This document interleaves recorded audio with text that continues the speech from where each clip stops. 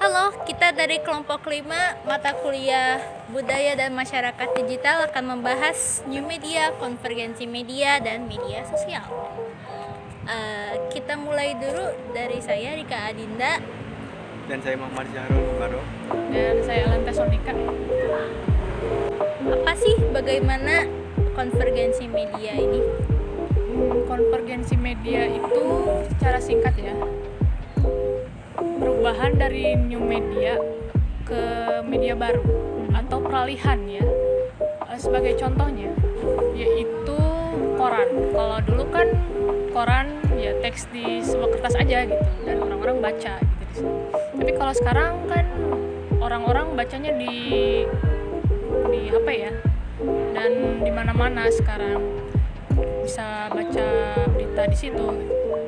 Dan ada sisi positifnya dalam perubahan yang lama ke yang baru ini ya. Contohnya yang berita tadi gitu.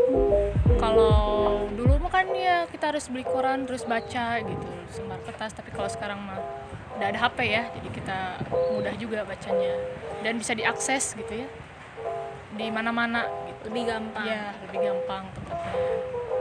Apa sih yang bikin kita jadi beralih dari media lama ke media baru? Pertama karena teknologi ya. Jadi perubahan dulu yang awalnya manual ke sekarang digital itu kita harus ikut arus zaman gitu.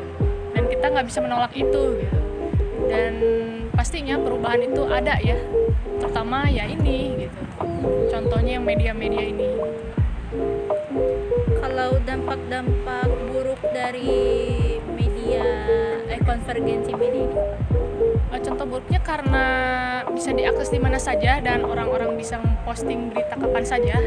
Yang palsu juga bisa dibaca. Nah gitu, jadi orang-orang tuh makan berita betah-betah gitu kan. Beda kalau misalkan udah ke tangan seorang jurnalis gitu, otomatis beritanya memang benar-benar diolah dulu kan. Contohnya kronologi gitu. Kalau secara bebas kan kita nggak tahu kronologinya seperti apa. Jadi dimakan mentah-mentah tuh beritanya. Contohnya seperti itu. Kalau menurut Syahrul, new media itu kayak gimana? Kalau menurut saya ya, kalau new media itu media baru. Nah, kalau contohnya tadi yang dikatakan oleh Ellen itu kan, kalau misalkan media lama itu contohnya koran yang dicetak seperti itu, koran yang dicetak di atas kertas. Nah, berarti kalau misalkan kita beralih ke new media itu berarti korannya itu sudah tidak lagi dicetak tetapi dibuatkan digital gitu. Jadi kalau misalkan kita mau membaca koran itu tinggal kita cari aja di internet. Nah, contoh lain juga dari new media itu ada AI, ada virtual reality, ada augmented reality juga. Nah, terus salah satunya itu yang kita sering gunakan itu media sosial. Nah, kalau misalkan media sosial ini apa sih bedanya dengan new media lain? Nah, kalau misalkan media sosial ini lebih ke komunitas seperti itu. Jadi media sosial ini tempat di mana para komunitas itu berkumpul. Misalkan saya suka akuarium, aquascape. Nah, otomatis untuk mencari komunitas ini kita tidak harus mencari misalkan ke daerah orang lain gitu. Tinggal kita cari di platform media misalkan Facebook. Nah, kita bisa cari di sana misalkan pecinta akuarium. Nah, seperti itu. Kalau kelebihan sama kekurangan media sosial itu apa aja? Nah, kalau misalkan kelebihan nih, tergantung kita sih sebagai orang yang menggunakan sosial media atau media sosial. Nah, salah satunya dari kelebihan media sosial itu yang pertama, kalau misalkan kita mencari ilmu pengetahuan atau mencari informasi itu sangat mudah. Kita tinggal cari aja di internet, mau di Google, mau di Facebook, atau mau di aplikasi-aplikasi lain. Nah, itu pertama itu ilmu pengetahuan lebih terbuka secara luas. Nah, yang kedua itu cara kita berkomunikasi itu akan berubah ketika kita menggunakan media baru. Nah, kalau misalkan ketika kita menggunakan media lama, otomatis ketika kita ingin berkomunikasi dengan seseorang yang jauh, berarti kita harus menggunakan surat. Nah, meskipun kita bisa berkomunikasi, tetapi surat itu memakan waktu yang cukup lama. Nah, kalau misalkan di era sekarang di media baru, ketika kita ingin berkomunikasi dengan seseorang, meskipun orang itu jauh, kita cukup menggunakan salah satu aplikasi seperti misalkan WhatsApp, ya seperti Telegram atau apapun itu. Jadi untuk komunikasi ini lebih gampang tentunya dan lebih cepat juga. Berarti buat komunikasi itu jadi gampang banget. Ya, kasus media sosial tuh contohnya bukan lebih mendetail gitu, Kasus positif atau negatif? kasus positifnya dulu. Nah, kalau misalkan kasus positifnya ada nih. Kalau sekarang itu media sosial itu banyak digunakan buat promosi, buat branding dari misalkan produk-produk mereka atau perusahaan mereka seperti itu. Nah, jadi untuk branding dan promosi itu lebih gampang menggunakan media sosial seperti itu. Nah, kalau misalkan dari kasus negatifnya nih, nah sekarang itu lagi hangat-hangatnya tentang isu Palestina dan Israel kan. Nah, sebenarnya kasus Palestina Israel itu dari perebutan wilayahnya, tetapi ada beberapa juga perusahaan yang kena dampaknya seperti itu.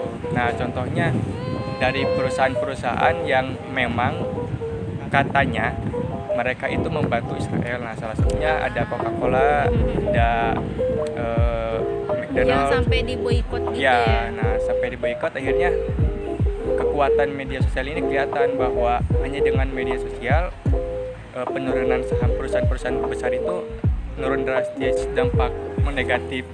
Contoh negatif lain juga adanya kasus bullying. Nah, bisa ya cyberbullying. Nah, jadi misalkan ada orang yang memposting foto nih, entah ada orang iseng atau bagaimana, tetapi di komennya itu adalah yang berkomentar negatif, misalkan body shaming lah, atau mengatakan sesuatu yang sebenarnya tidak harus dikatakan. Nah, terus juga ada lagi nih yang sering kita dengar itu adanya berita palsu. Nah, dikarenakan tadi untuk menyebarkan informasi itu lebih cepat, otomatis informasi-informasi yang hoax pun tentunya bisa lebih cepat nyampai ke kita gitu. Jadi banyak informasi yang benar atau maupun hoax itu masuk ke kita. Nah, kita sebagai pengguna media sosial itu harusnya lebih bijak lagi untuk menelan berita gitu. Usahakan kalau misalkan kita mencari informasi itu, cari di sumber-sumber yang terpercaya seperti itu. Kalau gitu kesimpulan dari media, konvergensi media sama media sosial ini menurut kalian apa aja? Ada sih positif dan negatifnya seperti tadi ya.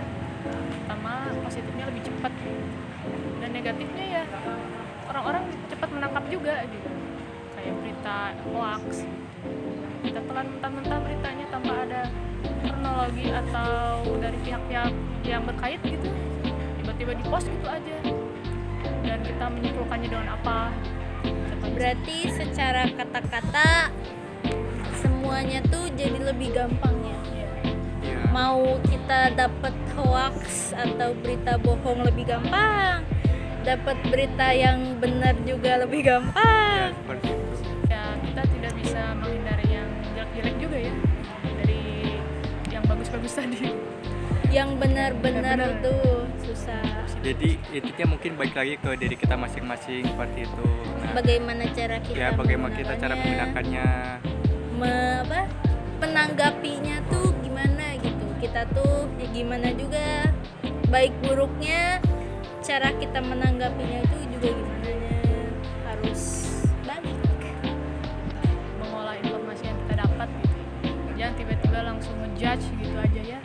Kalau ada berita yang kita langsung lihat gitu, tiba-tiba wah, kita langsung protes atau tidak suka gitu.